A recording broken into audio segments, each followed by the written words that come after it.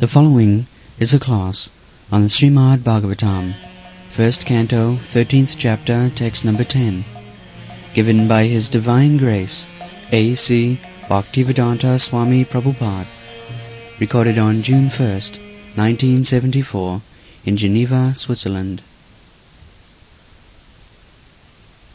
Devotees like your good self are verily holy places personified. Because you carry the Supreme Personality of Godhead within your heart, you turn all places into places of pilgrimage.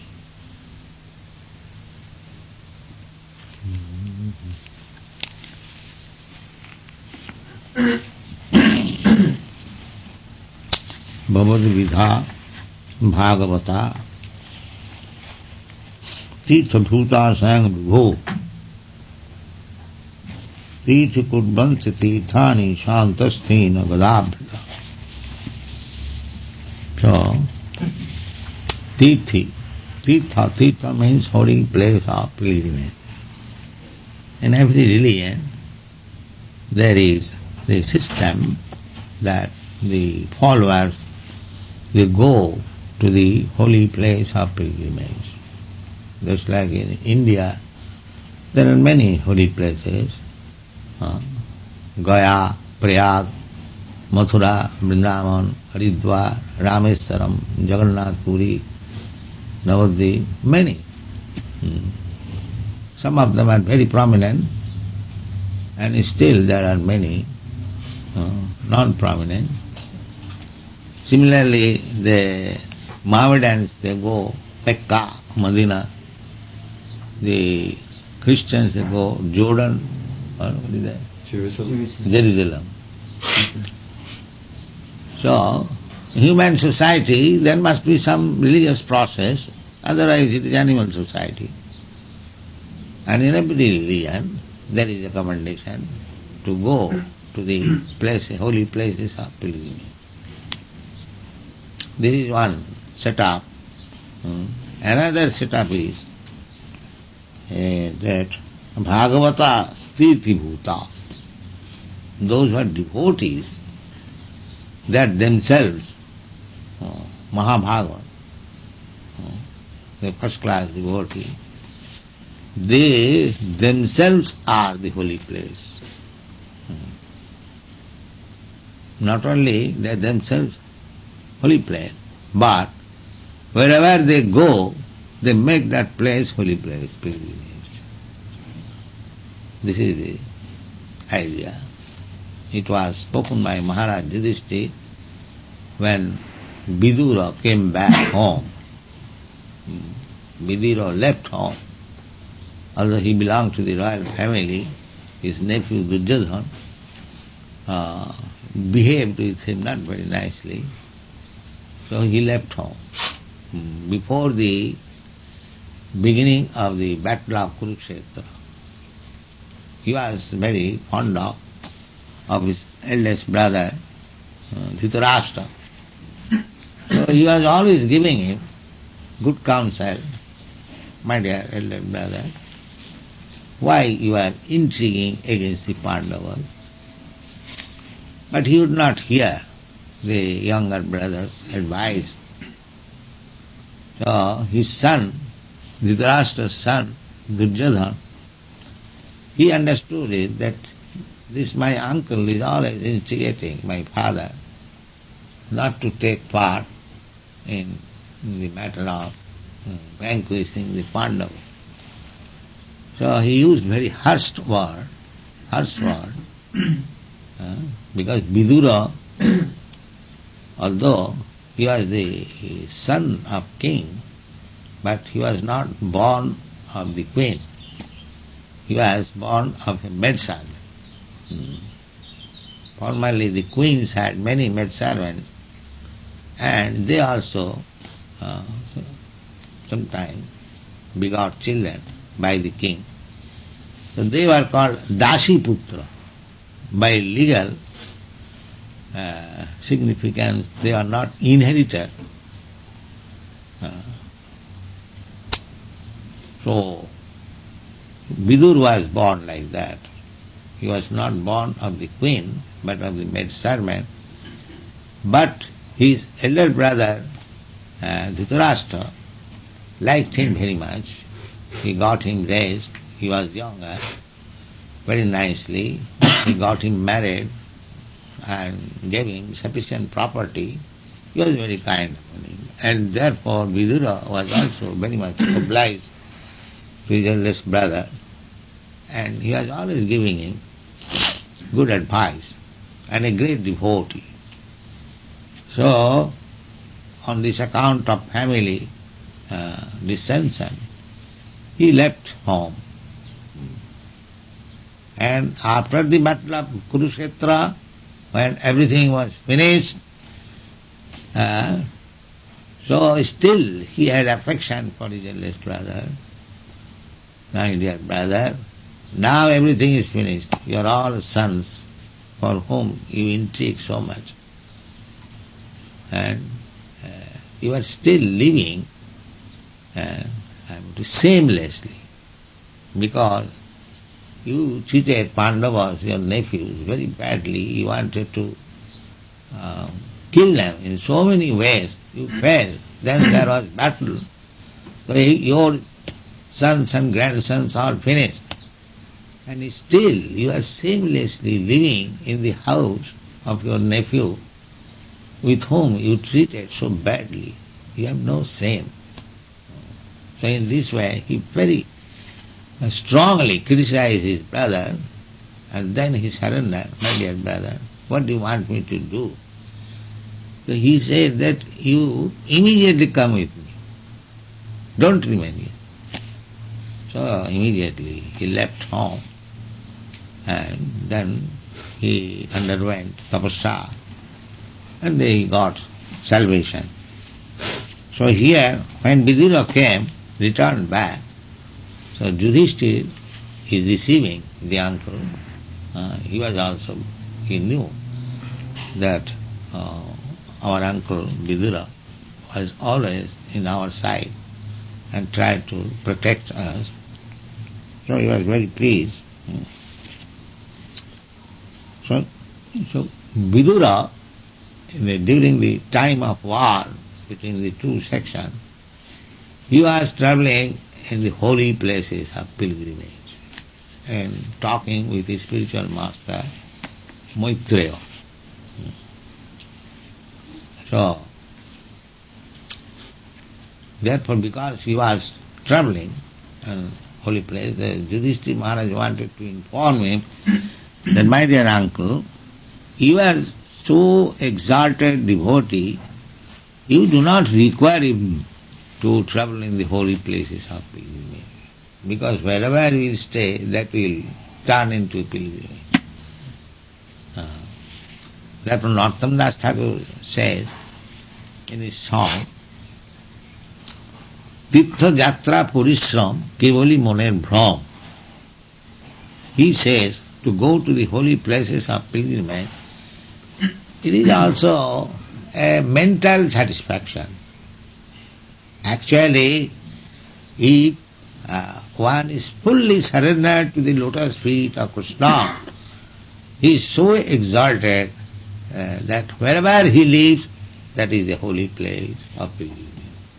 That was Narottam Das Thakur. And actually that is fact. The pure devotee of Krishna, he is always thinking of Krishna. Premanjana Shrita Bhakti Vilochanena Santas Sadaiva Hridayeshu Vilobhayan. They cannot forget Krishna even for a second, carrying Krishna. Therefore, because Krishna is with the devotee, such devotee, wherever he goes, that becomes a place of pilgrimage. It is also said that ordinary persons, they go to the holy places of pilgrimage and they leave their sinful activities there in the holy place. That is the purpose of going to the holy place. That during the whole life, whatever sinful activities I have done, now I leave it here and I become purified. That's a fact. One becomes purified. But The ordinary man, he does not know how to keep purified life. Therefore again comes back home and again commits the sinful activities. And sometimes again he may go, just like in your the Christian church, they go to the church weekly and they, what is called? Atonement.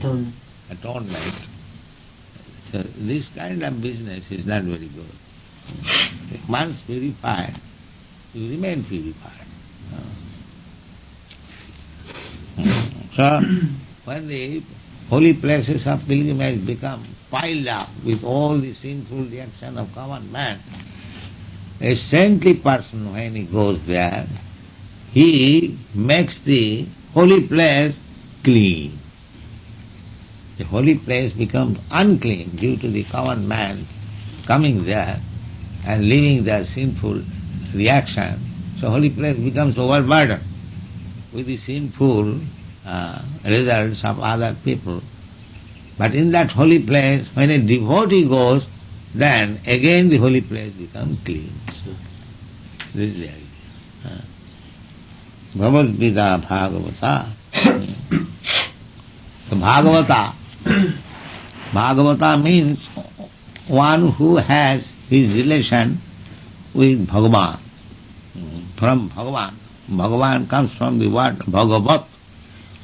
And anything in relationship with Bhagavan, the personality of Godhead, is called Bhagavat. Just like this book is called Bhagavat because it has nothing to do with any other thing except the activities of the Supreme Personality of Bhagavat. So there are two kinds of Bhagavat. The book Bhagavat and the person Bhagavat. So, both of them so pure that wherever Bhagavat reading is going on, and Bhagavat reading should be performed by the Bhagavat, person Bhagavat, then it is very nice. Bhagavata Stitha Bhuta. They are already purified, holy place of purity. Mahad Vichalanang Nina Grihinam Dinochitasa.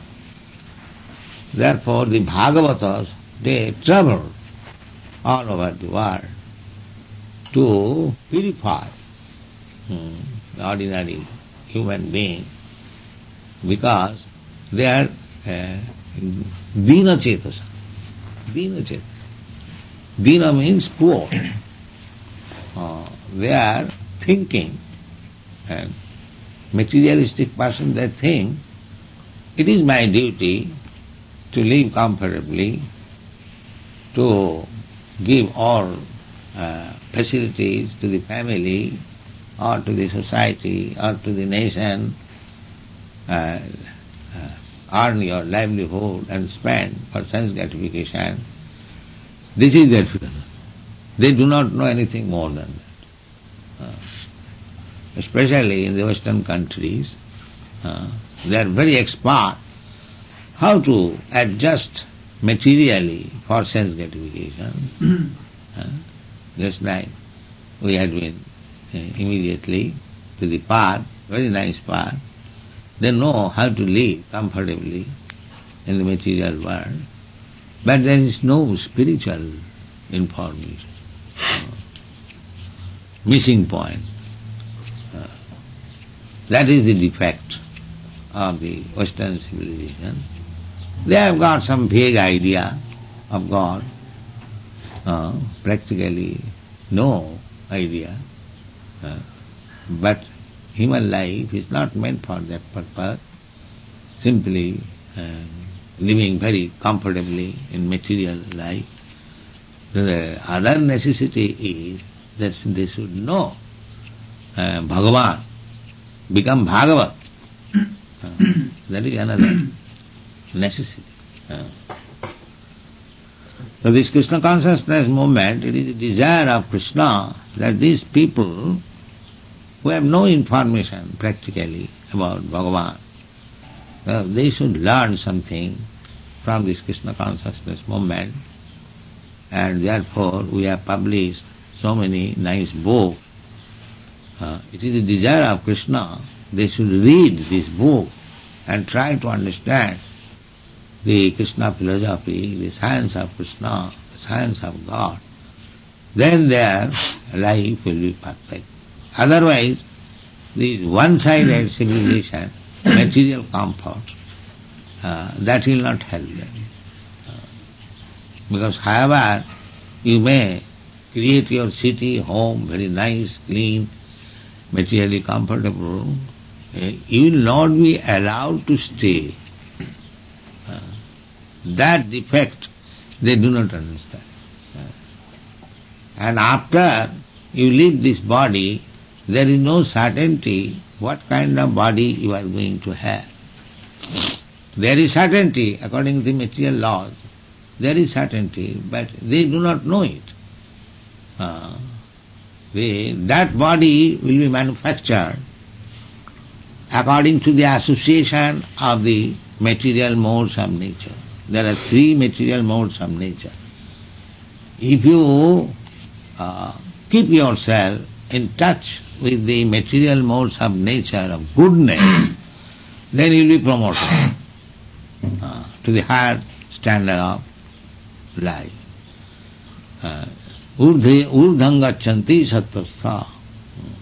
Therefore, at least you may enjoy material life, but you should keep yourself to the standard of Brahminical culture. Then there is guarantee that you don't degrade yourself. You get higher status of life in the higher planetary system, Janalok, Mahalok, Tapalok, Satyalok, then you get. But if you keep yourself as it is, then you will remain in this planetary system. This is called Bhulok. Bhulok, Om Bhur Bhuva Sa Tat Saviti, Gayatri Mantra. This is called Bhulok. Bhuvolok. Then above this there is Bhuvolok, then above this the heavenly planets. There is system. And if you keep yourself in the association of the modes of ignorance, of foolishness, then you go down. Jaganna gunavittista adhogachanti tamasa. Jaganna gunavittista. Tamasic means abominable character. The abominable character means these four things: illicit sex, intoxication, meat eating, and gambling. This is tamagu, exhibition of tamagu. So if you continue to keep yourself in the association of the modes of ignorance, then you are going to become adha. Adha means down. Down means there are many other planetary systems, just like upper, there are Bhut, Bhuva, Sar, Jana, Mahat, like that. And down also, Tal, Atal, Nital, Talatal, Patal, like that. There is system. So, our only request is that we don't criticize you because you try to live comfortably in the material. Do that. But don't associate with the modes of ignorance. That is very risky. That is very risky. At least either you remain in the householder life or brahmachari life or sannyas life. You keep yourself always in goodness. Then your position is all right. Otherwise it is very risky. But these people, the Western people, they do not do that. They keep themselves in the modes of ignorance.